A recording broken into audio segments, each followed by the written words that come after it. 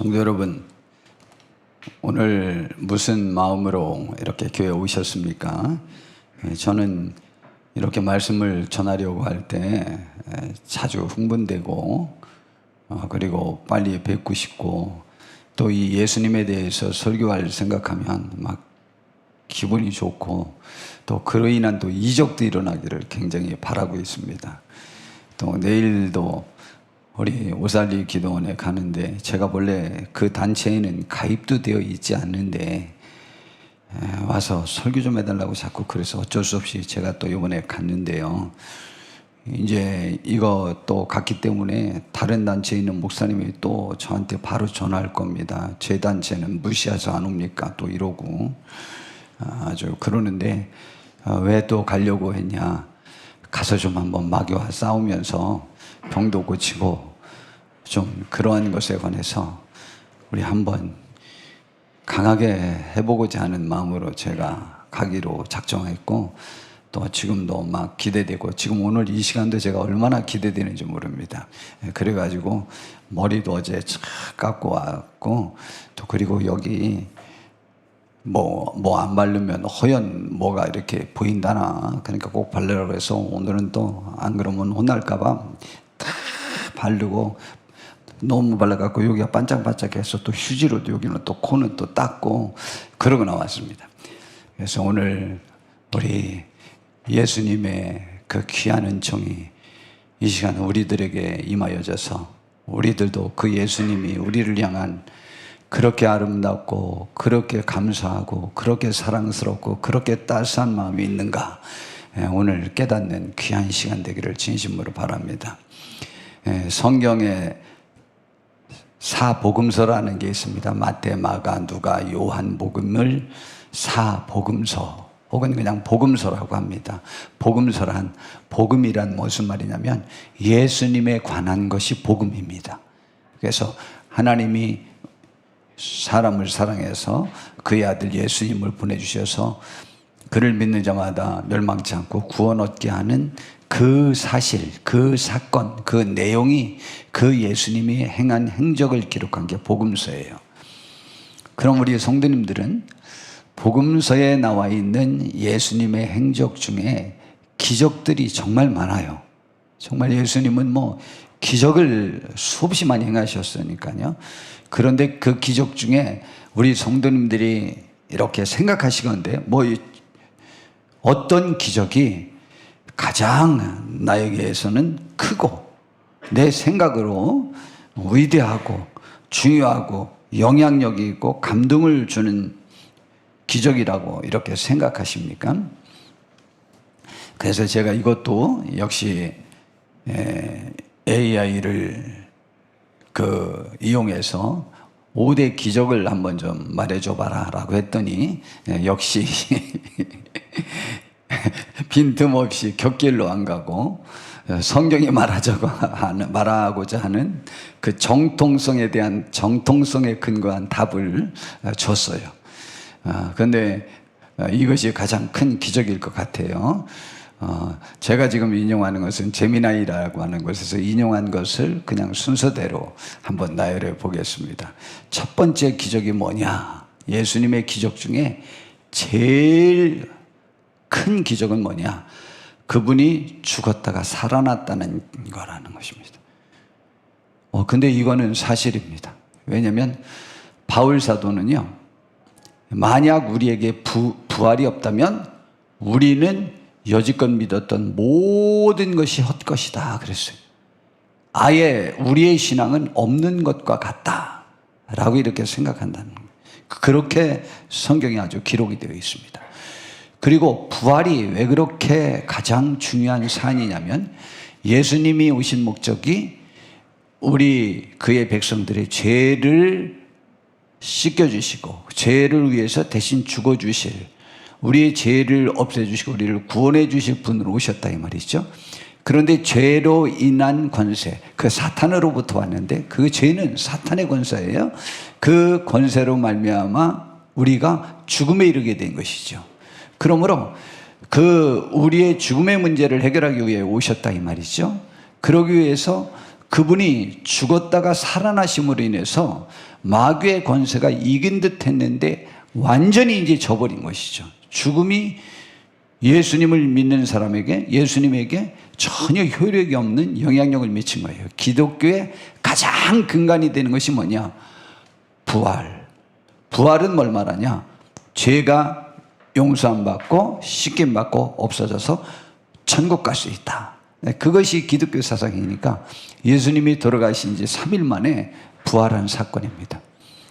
그리고 두 번째를 뭐라고 했냐? 예수님이 육신의 몸을 입고 이 세상에 오셨다는 거예요. 이것이 놀랍다는 거예요. 이 복음서에 나와 있는 기록 중에 예수님이 사람 몸을 입고 오셔서 태어나갖고 활동하시면서 그분이 나는 하나님의 아들이라고 말씀하셨는데 그럼에도 불구하고 사람 몸을 입고 왔다. 이건 정말 기적이라는 거죠.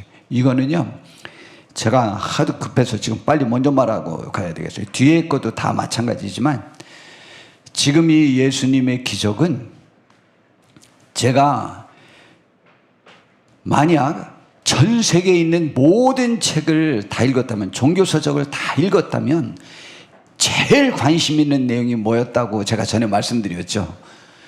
신들 중에, 종교에서나 신화 속에서나 신들 중에 신이 사람의 몸을 입고 와서 사람을 위해서 대신 죽어주는데 그것도 자기 아들을 그런 일에 보내갖고 했던 이 놀라운 사실이 예화로나 모해로나 그 신화로나 어디 곳에나 있는 곳이 있나? 그것이 제일 제가 전 세계 종교서적을 혹은 신화를 다 읽어보지 못한 그러한 사람으로서 장담하지 못하는 것이 제일 저의 지식에 제가 속상해하는 것 중에 하나가 그것이었거든요. 첫 번째가. 그랬는데 이제 이 기계들이 다 입력해놔가지고 몇 번이나 제가 물어봤어요. 어느 신화에도 어느 종교에도 어떤 이야기에도 그런 이야기는 없다는 거예요. 여러분, 이게 기적입니다. 우리 성도님들이 기독교를 그냥 보통 다른 거랑 뭐 비슷한 종교 중에 하나겠지라고 생각하시면 정말 그거는 정말 다릅니다. 그렇지 않습니다. 그 다음에 세 번째는 뭐냐? 이것도 신만이 가능한, 예수님이 부활했죠. 그 다음에 그분이 사람 몸을 입고 오셨죠. 근데 세 번째 기적이 뭐냐? 죽은 사람들을 살렸다는 거죠. 맨 처음에 살린 사람이 해당장 야이로의 딸을 살리잖아요.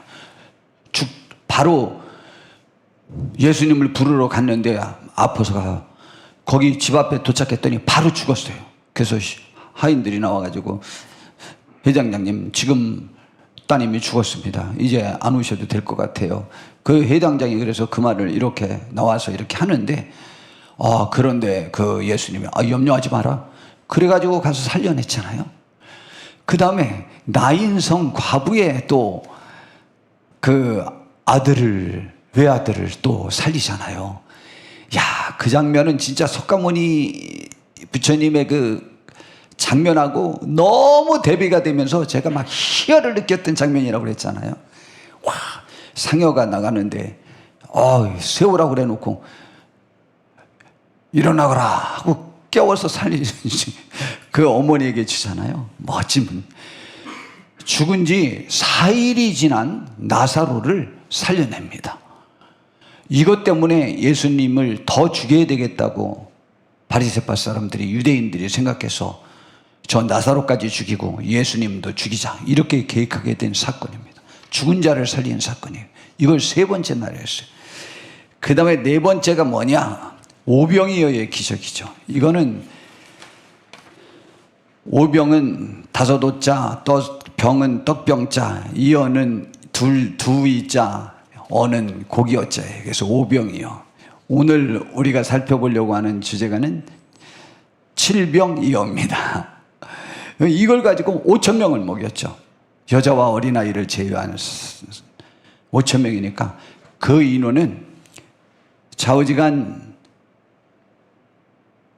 그때는 어린이들도 많았고 여자분들도 많았으니까 특별히 여자분들은 어디나 신앙생활에는 더 적극적이잖아요. 그러니까 분명히 10,000명은 넘었습니다. 무조건 10,000명 넘은 거예요. 이거는 15,000명 저는 그렇게 됐을 거라고도 생각해요. 어린아이에 점심 식사를 했다니까 어린아이들도 많이 온 거죠. 그런데 그런 기적을 어린아이 점심 한 끼 식사 분량의 그러한 음식으로 5,000명을 약 10,000명 이상을 먹이고 그 부스러기를 12광줄이나 이렇게 가득 채우도록 거둬들인 기적. 이것을 인해서 놀라운 사건이 나왔죠. 광야의 만나 기적과 이스라엘 백성들은 같이 겹쳐서 생각이 분명히 됐을 겁니다. 그리고 또 4,000명을 먹였죠. 이 기적이 또 놀랍죠. 그 다음에 5번째인데 예수님이 무리를 걸으신 거. 그래가 주무실 때 풍랑을 잔잔케 하셨죠. 예수님을 깨웠더니 그때 제자들이 이분이 누구시기에 어떻게 풍랑이 이분의 말씀 한마디로 잔잔하게 되냐. 그리고 또 무리도 또 걸으셨잖아요. 그리고 베드로랑 또 손잡고 또 걷고. 우리도 주님과 함께 풍랑 손잡고 걸으면 잘 갈 수 있습니다. 이 5가지 기적입니다. 그런데 저는 이제 이 기적을 소개하려고 그런 것은 아니고 그 다음의 내용이 저에게 아주 감동 준 게 있었어요. 그러면 우리 성도님들은 예수님의 이적 중에 어떤 이적이 제일 큰 이적이라고 생각하시나요? 혹은 어떤 이적이 제일 마음에 드시나요? 아니면 예수님의 어떤 모습이 제일 마음에 들어서 예수님에게 마음이 끌림받고 있나요? 라는 것입니다. 그래서 설교 제목을 제가 뭐라고 그랬더라? 배고프고 뭐 그런 걸 긍휼히 여기시는 우리의 배고픔을 불쌍히 여기시는 주님 그렇게 했는데 예수님의 무엇이 끌리나요? 이렇게 설교 제목을 지을 걸 그랬어요. 저는 예수님에게 끌리는 이유가 무엇인지에 관해서 제가 굉장히 감동받은 한 내용을 설교하려고 하는 거예요. 우리 성도님들은 무엇이 큰 기적이고 혹은 예수님의 무엇 때문에 예수님에게 여러분의 마음을 뺏겼나요? 여러분의 마음을 혹은 왜 드리셨나요? 예수님께. 지금 그것을 제가 여쭤보는 거예요. 저는 위에서 많은 사람들이 뽑은 그 내용이 예수님의 이적 중에 가장 영향력 있고 중요한 것들이라고 생각합니다. 신학적으로나 여러 가지 모든 것으로 보아서 그게 중요합니다. 그런데 그걸 제가 부인하는 것이 아니에요. 그것이 신앙의 근간이 되는 거죠. 그런데 예수님의 이적 중에 저의 마음을 가장 따사롭게 닿아오는 사건의 이적 중에 하나는 오늘 본문의 4,000명을 먹이신 사건입니다. 이제 제가 왜 그렇게 생각하는지를 말씀드리겠습니다. 물론 이 말씀을 제가 여지껏 설교 중에 정말 수십 번 말씀을 그냥 단발적으로 이렇게 말씀을 드렸습니다. 그러나 오늘은 그 부분을 우리 중점적으로 한번 생각해 보려고 합니다. 4,000명을 먹인 기적이라 말이죠. 그런데 그 4,000명을 먹이기 전에 약 한 6개월여 전에 이제 유대 벳세다라고 하는 그 광야에서 있었던 기적 이야기, 오병이어의 기적 이야기를 먼저 해야 제가 왜 그 기적이 저에게 그렇게 와닿는지에 관해서를 말씀드릴 수가 있습니다. 지금 예수님께서 갈릴리 건너편으로 가서 그 벳세다라는 광야에서 말씀을 전했어요. 그랬는데 말씀을 다 전하고 이제 그 무리들을 흩어 보내려고 했는데 그들이 배고파하는 것을 예수님이 보셨어요. 왜냐하면 하루 종일 먹지도 못하고 그렇게 굶주리고 그 예수님 설교가 이렇게 그렇게 길게 하면 은혜가 된다니까.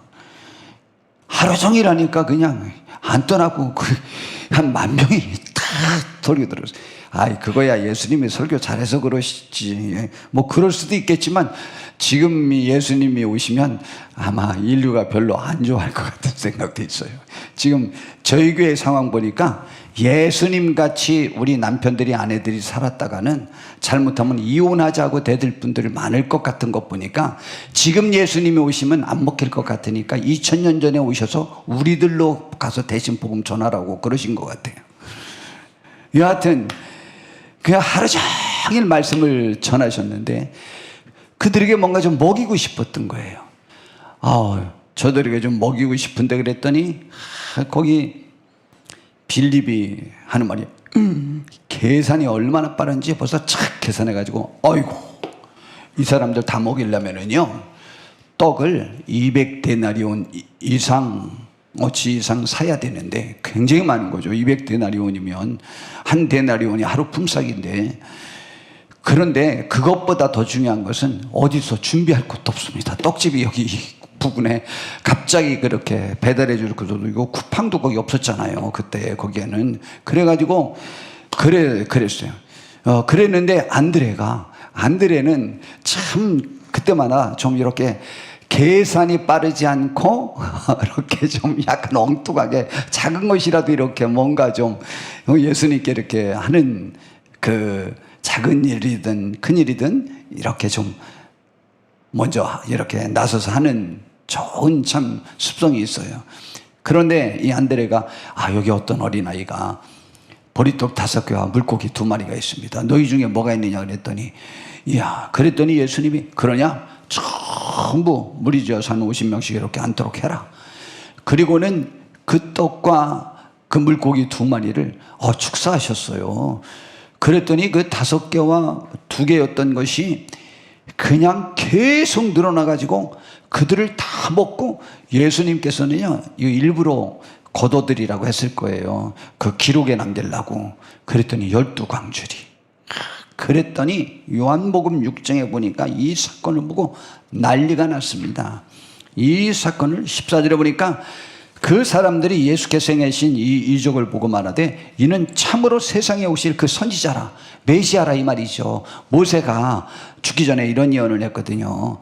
너희는 오늘날이라고 하는 때에 하나님께서 나와 같은 선지자를 세울 건데 너희들이 광야에서 내 말을 하나도 안 들었던 것처럼 하지 말고 그의 말을 들어야 너희들이 살 수 있다 라고 해서 이 예언한 그것이 메시아 사상이에요.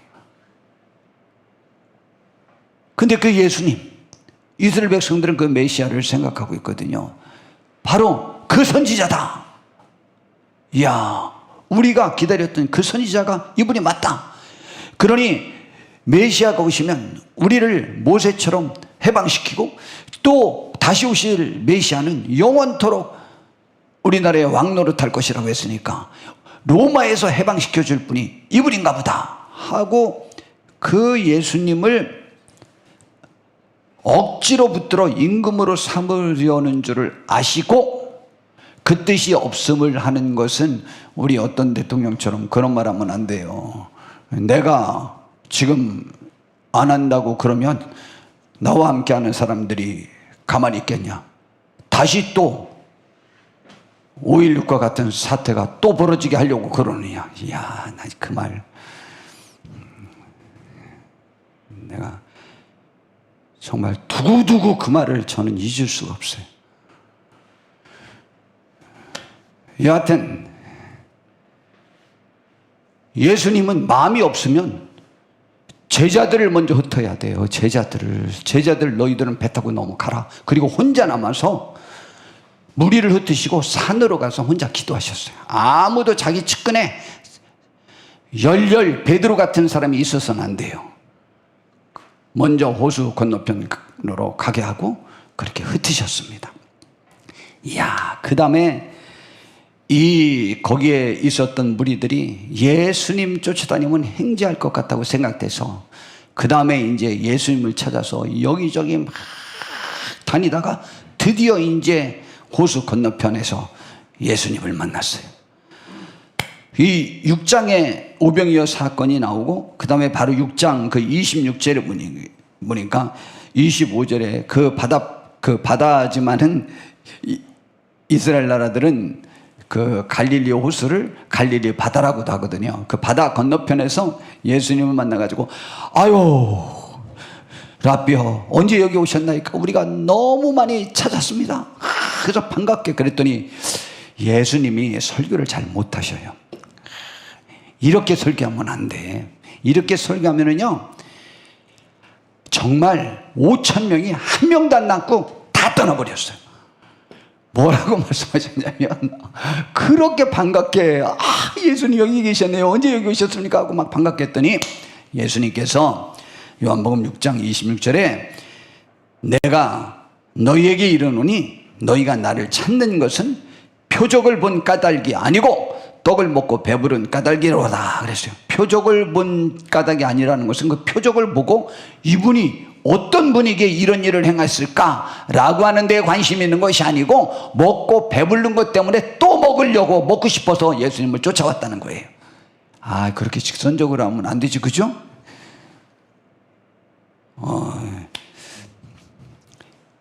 이건 나중에 생각해 볼 겁니다. 그럼 현대의 설교자가 예수님이 했던 설교같이 하여야 되느냐 말아야 되느냐?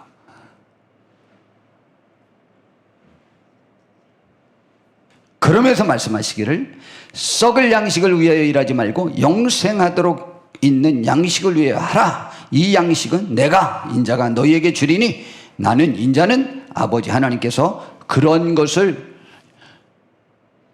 영생하도록 있게 하는 양식을 주는 사람으로 꽉 도장 찍어서 보낸 사람이 나다.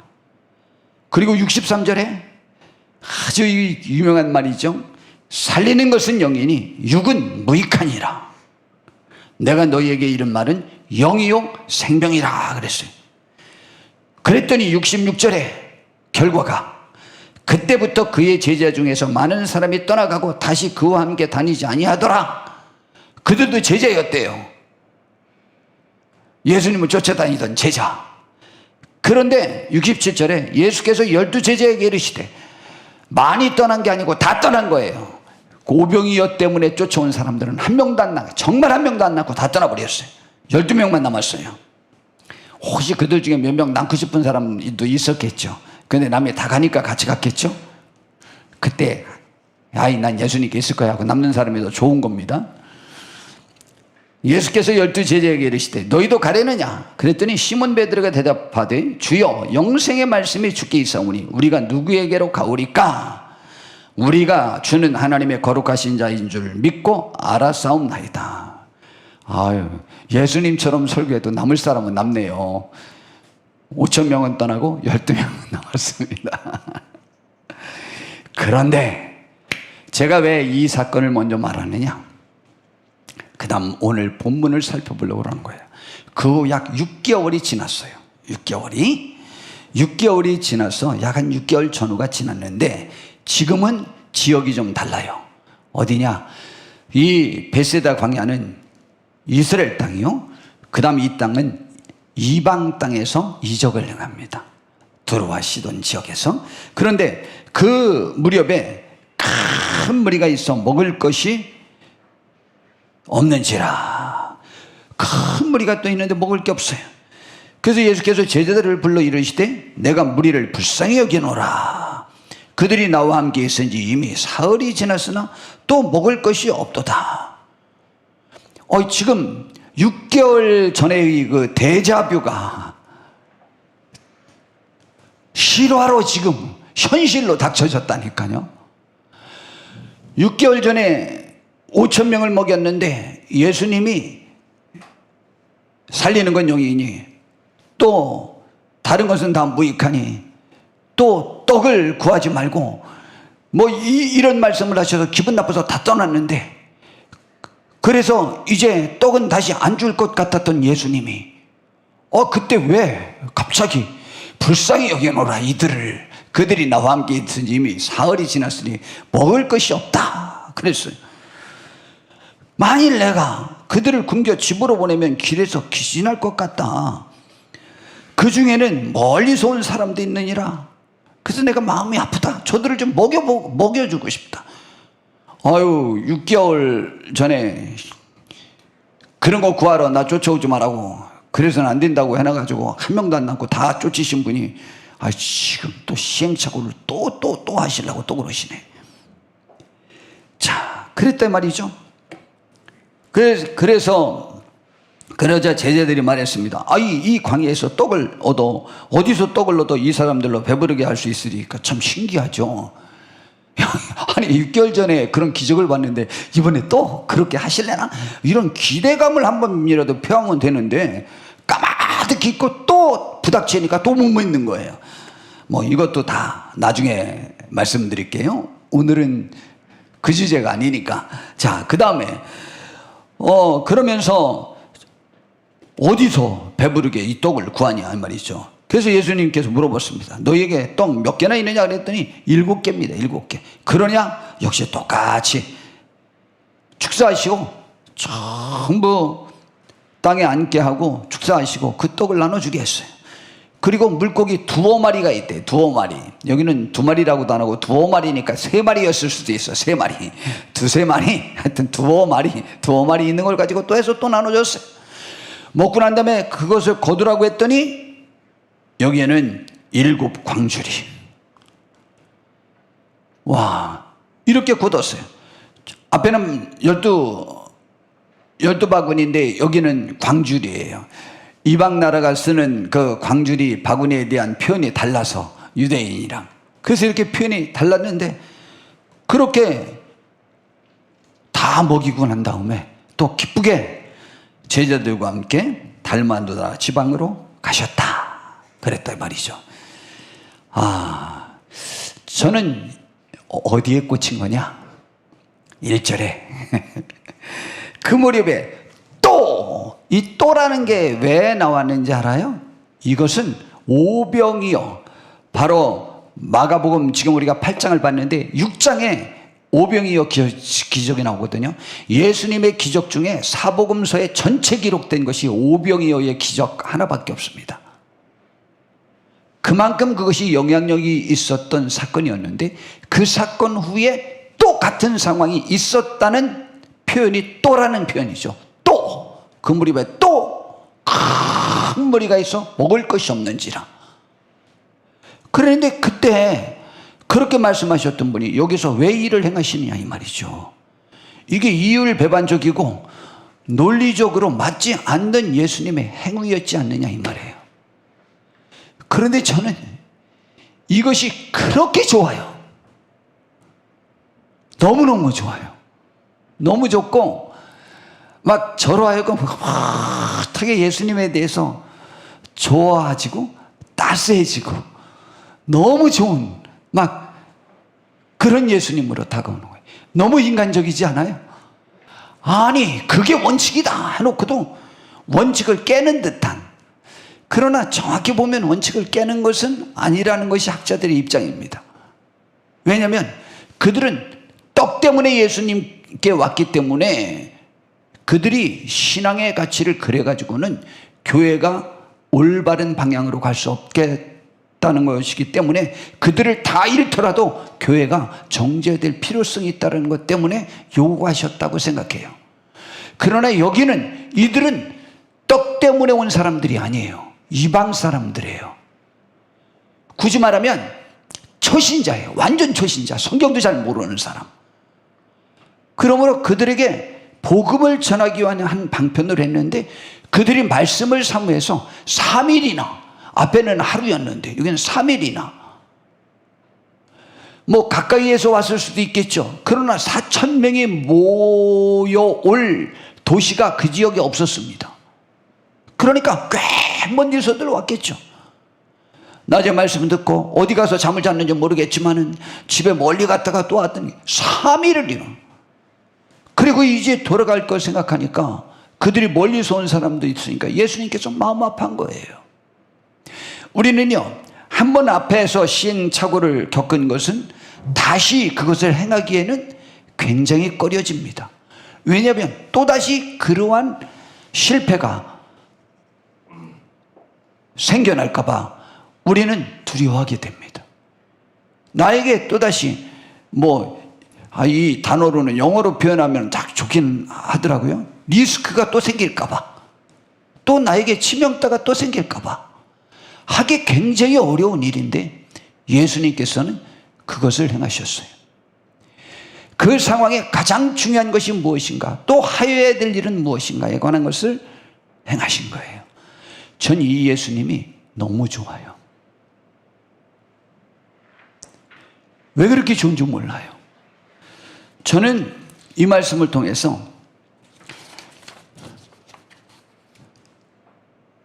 제가 나중에 이 말씀을 더 좀 생각해 봐야 되겠어요.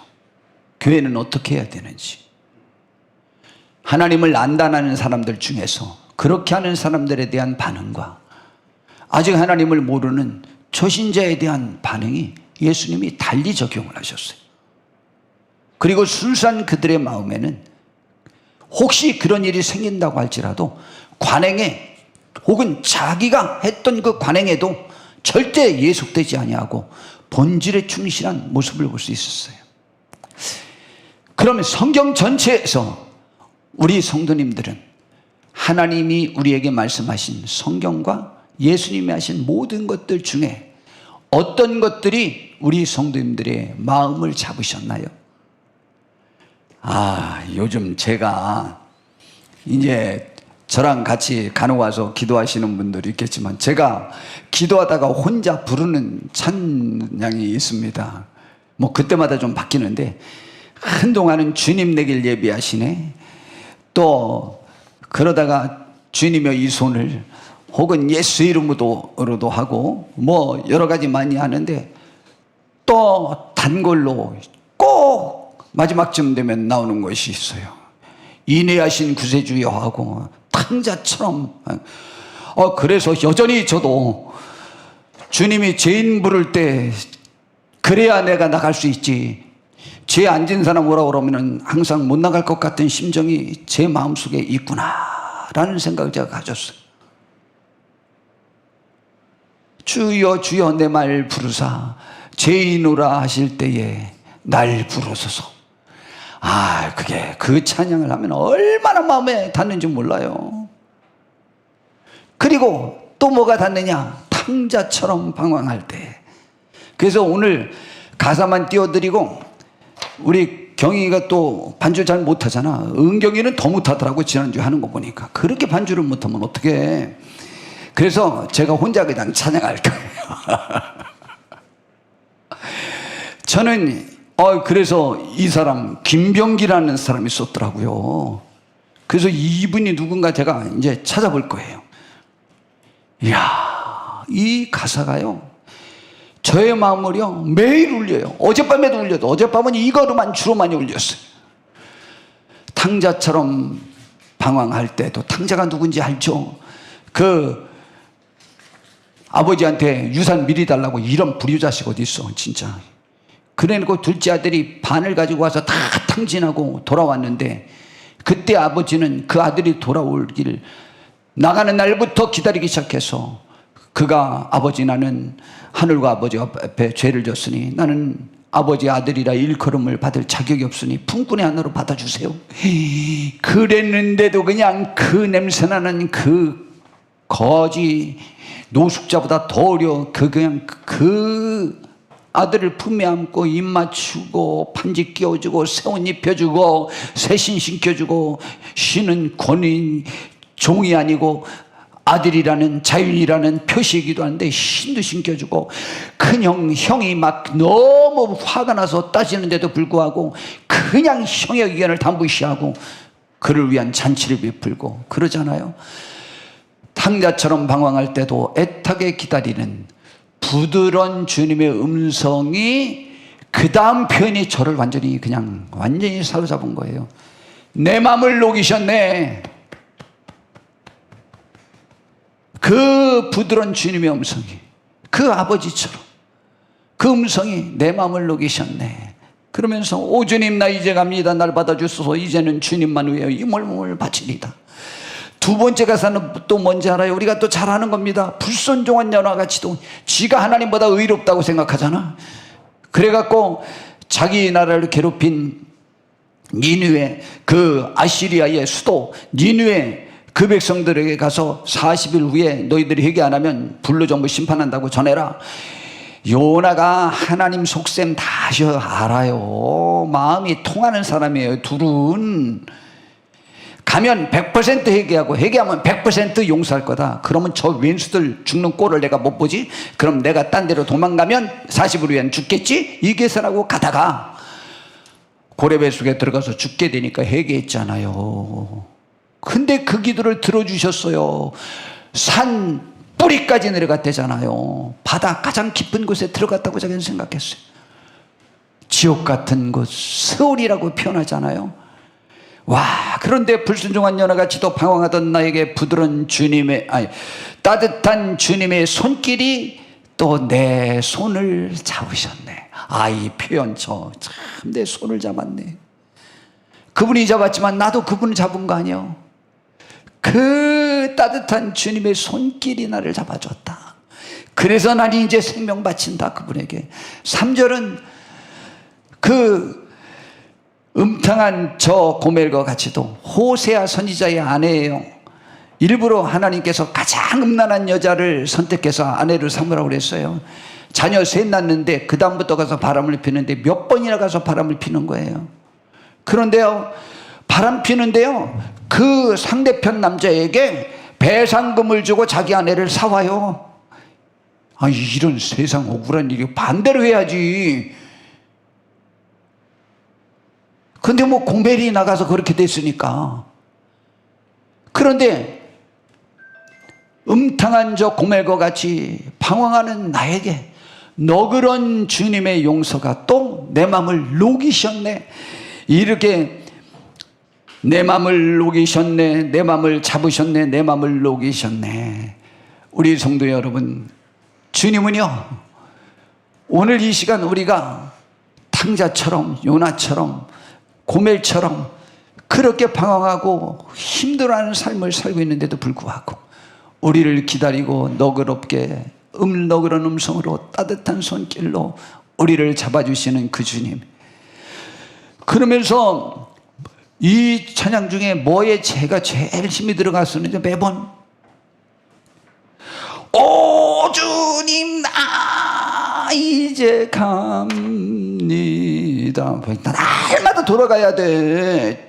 좀 돌아가서 이제 딴 데로 안 가면 좋겠는데 기도만 하면 오 주님 나 이제 갑니다. 주님께로 이제 돌아오는 그러한 마음으로 제가 부르짖어 기도해요.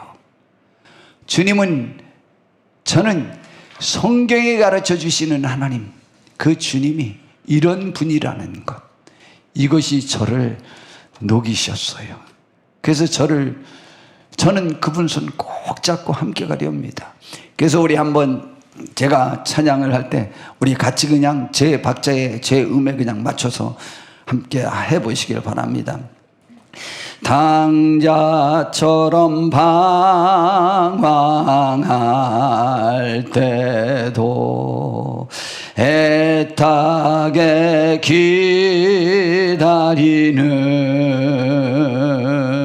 기다리는 부드러운 주님의 음성이 내 마음을 녹이셨네. 오 주님 나 이제 갑니다.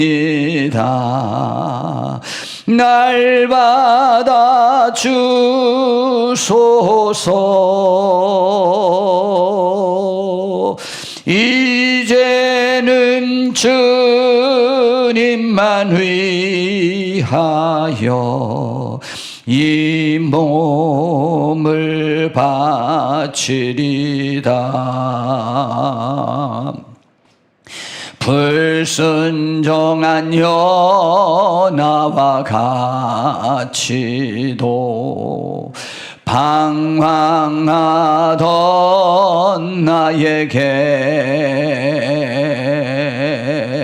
따뜻한 주님의 손길이 내 마음을 잡으셨네.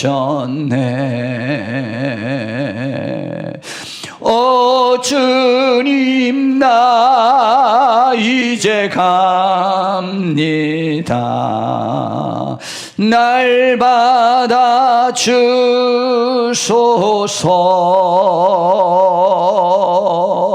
이제는 주님만 위하여 이 생명 바치리다. 당한 저 고멜과 같이도 방황하던 나에게 너그런 주님의 손길이야 내 마음을 녹이셨네. 오 주님, 나 이제 갑니다. 날 받아 주소서.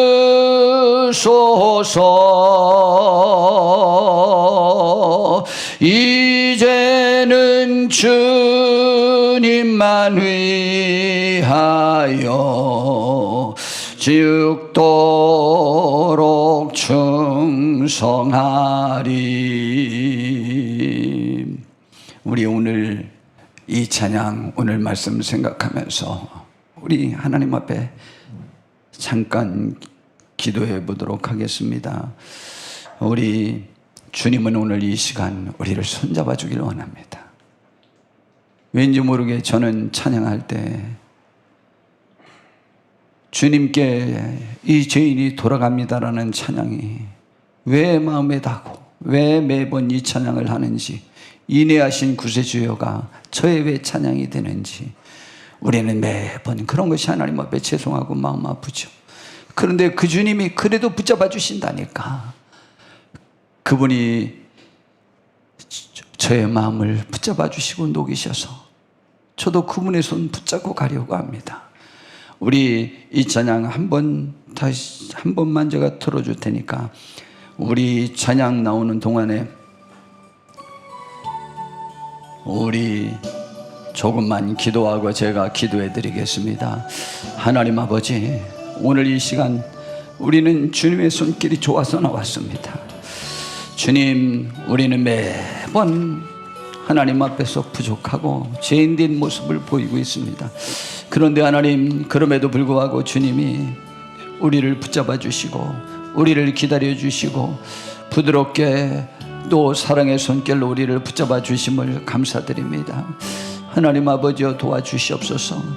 우리 이 주님 손잡고 이제 주님께 이 몸을, 이 생명 죽도록 충성하고 바칠 수 있는 우리 모두가 될 수 있도록 도와주시옵소서. 하나님, 저희를 붙잡아 주시옵소서. 하나님 앞에 매번 연약한 모습을 보입니다. 하나님 아버지, 하나님 죄송하고 마음 아프지만 주님 감사합니다. 고맙습니다. 전 그런 주님이 좋습니다. 정말 고맙습니다. 감사합니다. 전 그런 하나님이 고맙습니다. 감사합니다. 몸둘 바를 모르고 이 생명 다 바쳐도 다 갚을 수 없을 것 같은 생각은 되지만 그래도 하나님 힘써보고자 합니다. 이 생명 드려보고자 합니다. 이 몸 바쳐 충성해 보려고 발버둥은 치나 그러나 부족합니다. 붙잡아 주시고 주님 역사해 주시고 우리의 손을 이전보다 더 꼭 붙잡고 걸어가 주시옵고, 성령이여 우리를 주관해 주시어서 그 성령의 가물 속에서 아버지여 기뻐하며 주님을 섬기고 헤엄칠 수 있는 그러한 놀라운 축복이 함께하게 하옵소서. 하나님 아버지 인도해 주시옵소서. 주님, 우리가 이 사랑스러운 우리를 불쌍히 여기는 주님 앞에 섰사옵니다. 감사합니다. 우리가 죄인 되었고 부족하오나 이 시간도 우리로 인하여 미소 지으면서 우리와 함께 하시고 풍요로운 주의 은총을 내려주시기를, 기뻐하시는 주님의 그 미소, 그 웃음, 그 품, 그 손길, 그 품을 저는 압니다. 우리는 압니다. 그 품 안에서 우리가 세상을 이기고 죄를 이기고 승리할 수 있는 귀한 하늘의 사람들 될 수 있도록 인도하여 주시옵소서. 하나님 도와주셔야만 되겠습니다. 하나님이여 도와주시옵소서. 하나님이여 역사하여 주시옵소서. 하나님이여 이끌어 주시옵소서. 하나님이여 주관하여 주시옵소서. 주님, 주님, 주님, 하나님 아버지여 이끌어 주시옵소서.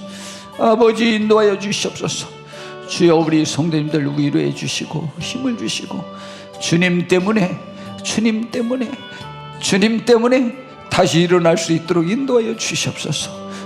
그리고 주님의 품에 안겨서 울면서 나를 맡기고 도와달라고 기도할 수 있는 우리가 되게 하옵소서. 그 주님의 품 안에서 승리하는 삶을 사는 우리가 되게 하옵시고, 마귀도 이기고 세상도 이기고 승리하게 하옵소서. 주님, 오늘 이 시간 우리가 주님 앞에 왔습니다. 하나님, 우리는 주님이 좋습니다. 우리가 고멜보다 더하면 더했지, 또 그 탕자보다 더하면 더했지, 혹은 아버지여 요나 비교할 수가 없는 사람들입니다. 주여, 이 죄인 올 때 우리의 손 잡아주시고 우리를 품에 안아 주실 것을 믿습니다. 그리고 우리의 아픔을 주님이 품에 안고 대신 울어주시면서 함께하길 원하신다는 것을 압니다. 그 주님, 주님 고맙습니다. 사랑합니다. 이 생명 바쳐 충성하고자 하오나 그도 우리가 연약하여 잘 못합니다. 주님 힘주셔서 이 몸 진심으로 바칠 수 있는 축복을 우리에게 허락하여 주시옵소서. 우리의 삶의 모든 영역에서 주의 따스한 손길을, 손잡아 주심을 매번 느낄 수 있는, 깨달을 수 있는 우리가 되게 해주시옵기만을 원하오며 우리 주 예수님의 이름으로 기도드렸사옵나이다.